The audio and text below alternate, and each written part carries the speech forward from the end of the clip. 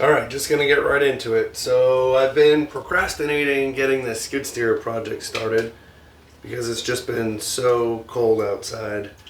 But today it's a nice warm 38, and as you can hear, the snow is melting, and figured it was a good opportunity to get out here and start turning some wrenches. So I'm not going to video a lot of this beginning portion because it's really pretty basic stuff. I've got to remove the rollover protection system. There's let's see, 6 bolts in the front and 4 in the back. We're going to remove the pins from the tilt roll cylinders to remove the quick attach plate. We're going to remove the roll tilt cylinders themselves.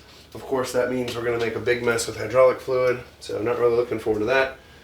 The lift cylinders will get removed, and then we'll pull the main pins in the back to take the loader arms off. So once those main components are removed, we'll go ahead and remove the seat, the seat belt harnesses, the engine cover, and these back plates to gain access to the engine. This top plate, it's got 4 bolts, 2 on each side. It's just hollow metal. The bottom one is all cast. That's where a lot of the weight comes from.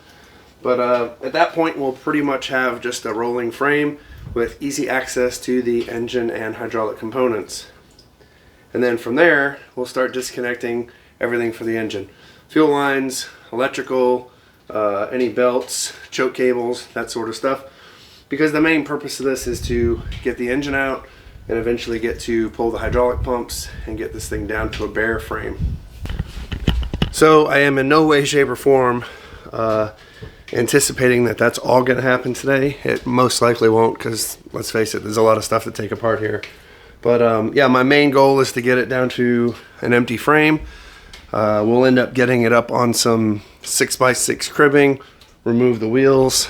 There's some access panels here on the sides to get to the drive chains. So we'll have to completely empty that sump out. It is full of oil, and I want to get in there, get it cleaned out, and we're going to replace the drive chains as well. So I've never looked at them on this machine, so they could be worn, they could be loose and stretched. I'm sure they are. But it's just another thing that I want to do as a preventive measure instead of having to deal with it somewhere else as a corrective measure. So that's pretty much it. We're just going to start tearing this thing down, get it down to the bare bones, and then we'll pay a little more attention to the videos when it comes to putting things back together.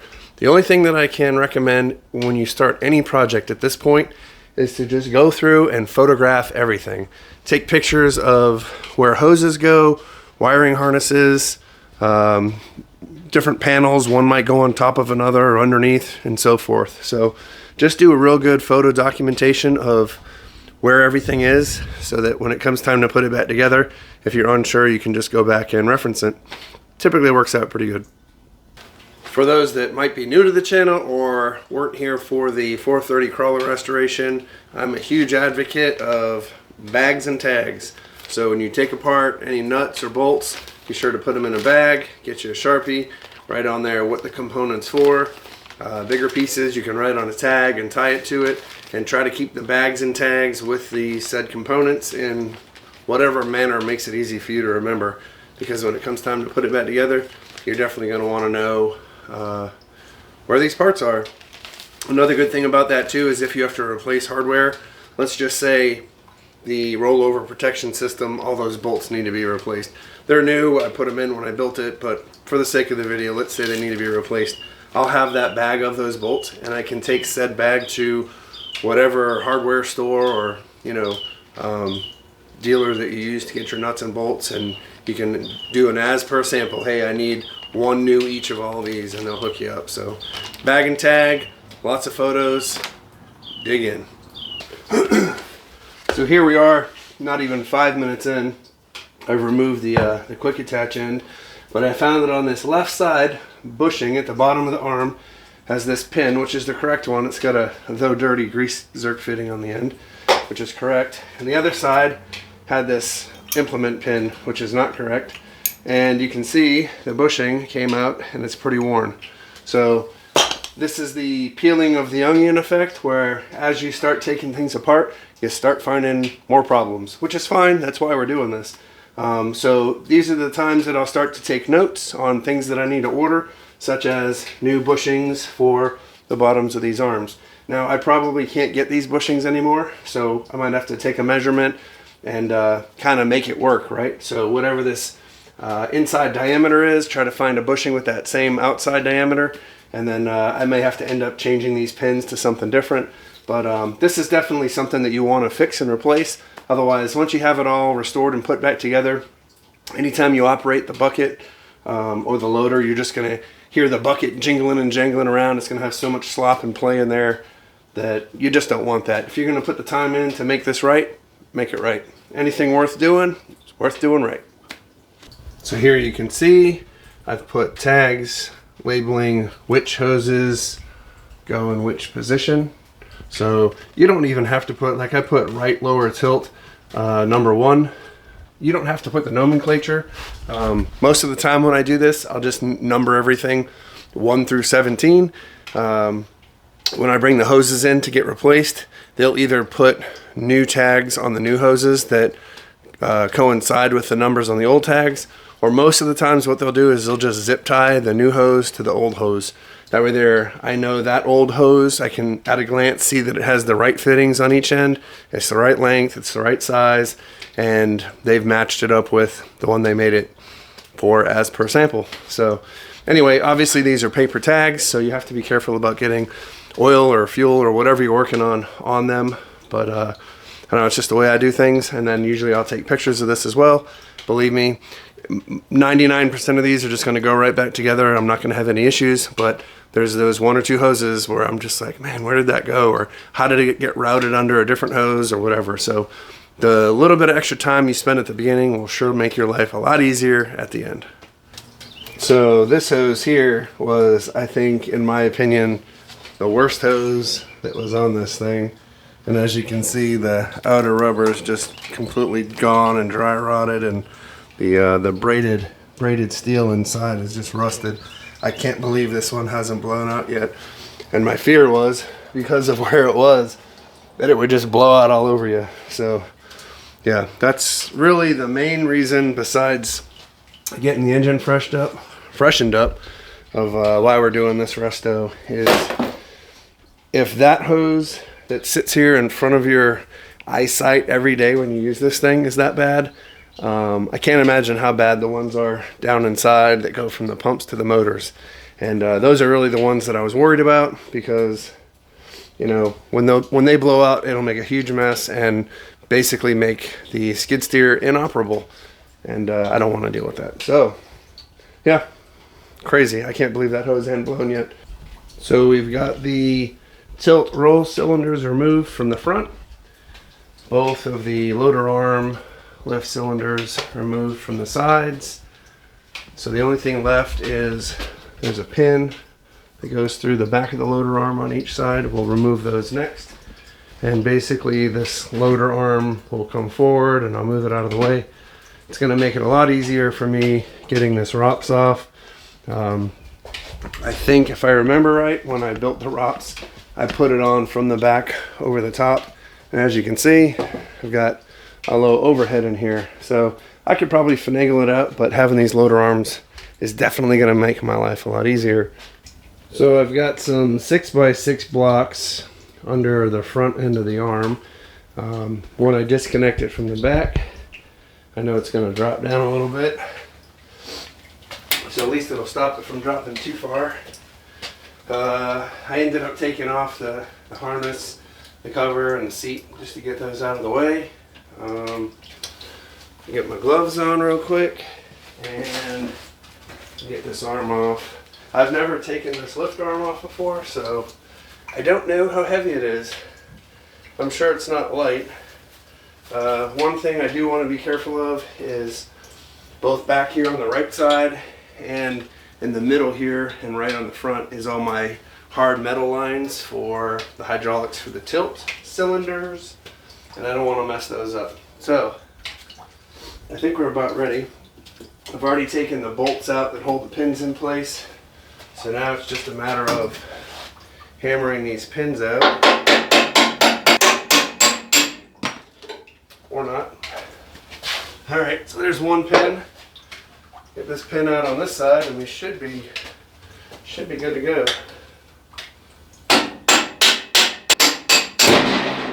And there it goes. Alright, so there's both my pins. I'll put those in my bag in a minute. So now the lift arm is free. I should, in theory, be able to rotate this forward. I think what I'm going to do, see how heavy this thing is. That's not too bad. I think I'm going to pull these blocks out and just kind of start pulling it forward. Make sure I don't pinch the toes back here. Take those out of the way. Let's start pulling this forward and see what we can do. Still got my punch jammed in there in the back. Guess it would help if I got that out.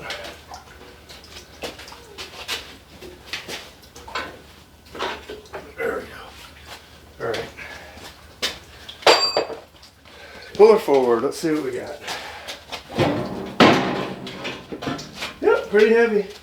Watch your toes, folks.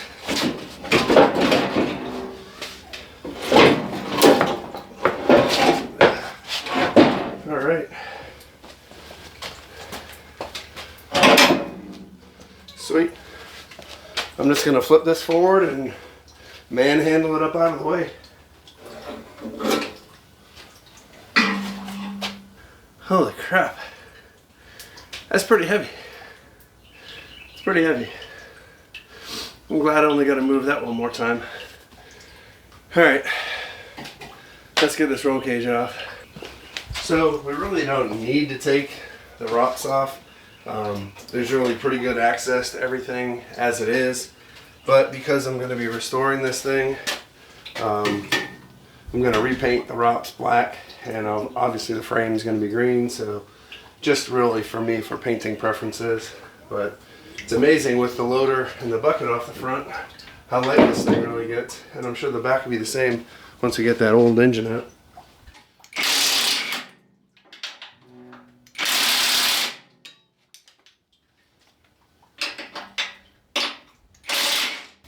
When I built this rollover protection system, pretty much put it back in the same spots that it was mounted in when it was OEM. So there's 3 big bolts in the front on each side up here for this flange. I've got 2 large bolts, 2 smaller bolts, and then welded into this frame are 2 studs. So the back won't shift around. So when I lift this back end to get the studs out, it'll just kind of make everything free floating, and it's going to be kind of a pain. I guess that's a good word for it. I was thinking about maybe standing in here and lifting up, but yeah, I don't know. Let's just lift this up and see what happens. All right, I'm gonna get the studs out. I think I might get under here and just kind of pull it down. I really don't know what the best way to do this is. Because as soon as I go to pull this forward, the back's going to drop. And I don't want that to happen. Let's see if I can get in here and kill myself. Definitely don't want to do that. Let's see. I don't think... Nope, that's not going to work. This is why I like to have a tractor with a loader and some forks, so that we can remove things like this. Unfortunately, this is the loader at this point. Alright, I think what we're going to do is caddy corner this. Let's see what happens. Let's see if we can go to this side. Oh shit. That really wasn't the best idea.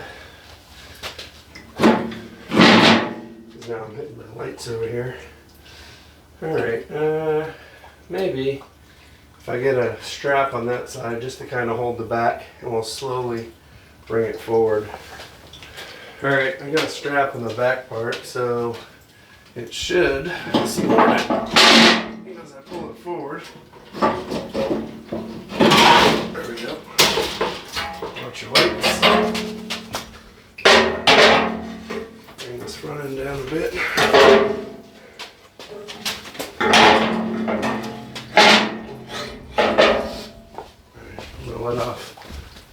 strap a little bit.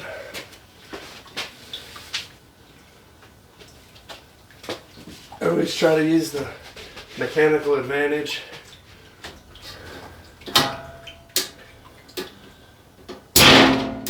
Alright, I can slowly let go on this. Alright, give me some slack. A couple turns on there. See if I can position this a little better.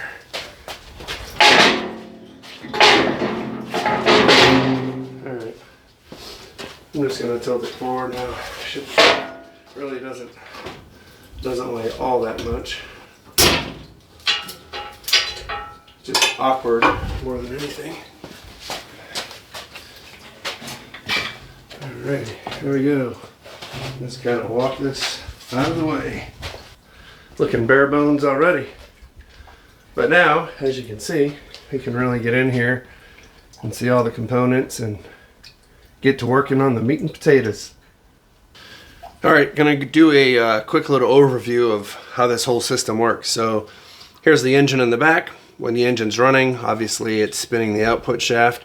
There's a, kind of hard to see because this frame's in the way, but there's a chain coupling back here, and that couples the engine to the hydraulic pumps. So there's two pumps, one pump for the right side, one pump for the left side. So as this engine runs, it's spinning both of these pumps at the same time. The pumps are pumping hydraulic oil down to two drive motors. The left-hand pump pumps oil to the left drive motor, and the right-hand pump pumps oil to the right drive motor.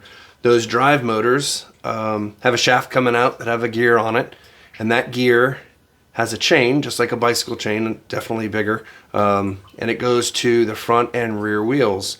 So when the engine's running and it's moving, spinning, let's say this left pump, that left pump's sending oil to the drive motor, and it's going to drive the left two tires, front and rear, at the same time, both either forward or reverse.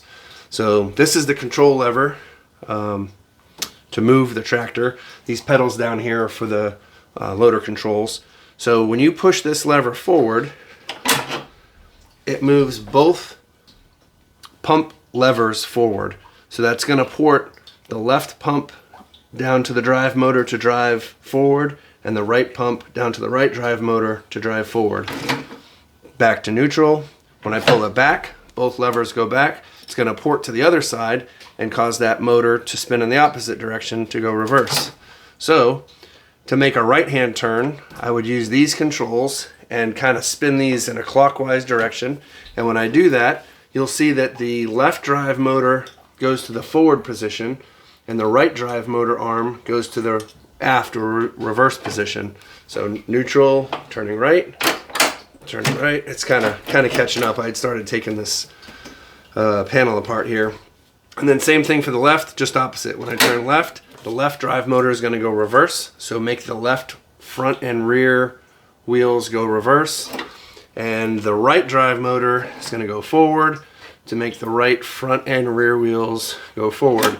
So that's how it skids left and right, just like a crawler or a bulldozer. So knock on wood, I don't have any issues with these pumps or the motors that I know of. As far as leaks, they all perform fine, but really we just wanted to get in here to replace all these hoses. There's a lot of hard lines as well, so we'll get those cleaned up and make sure we don't have any leaks.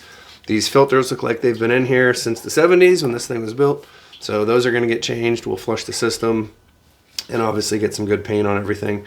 This wiring is going to get gone through. I mean, these huge, this is like extension cord wire, and that's what they use to run power to the lights. So I guess it worked, but that's definitely not going back like that. Alright everybody, that's going to wrap it up for today's video. It took me a while to get out here to get moving on this thing, but we got a lot accomplished today to get a lot of these interferences out and off in order to make room to get everything removed from this. So like I said, this is getting stripped down. At some point you're going to see the bare frame just sitting on some wood blocks. We're going to go through and replace drive chains, look at seals for the drive motors, all the hydraulics, the wiring, the engine rebuild, everything. So when we're done, hopefully we can get rid of a lot of the sloppy mess in this and get it back to a nice, good, reliable machine. So hopefully we'll all learn some things through this process and end up with a nice machine at the end. So thanks again for watching. I appreciate you.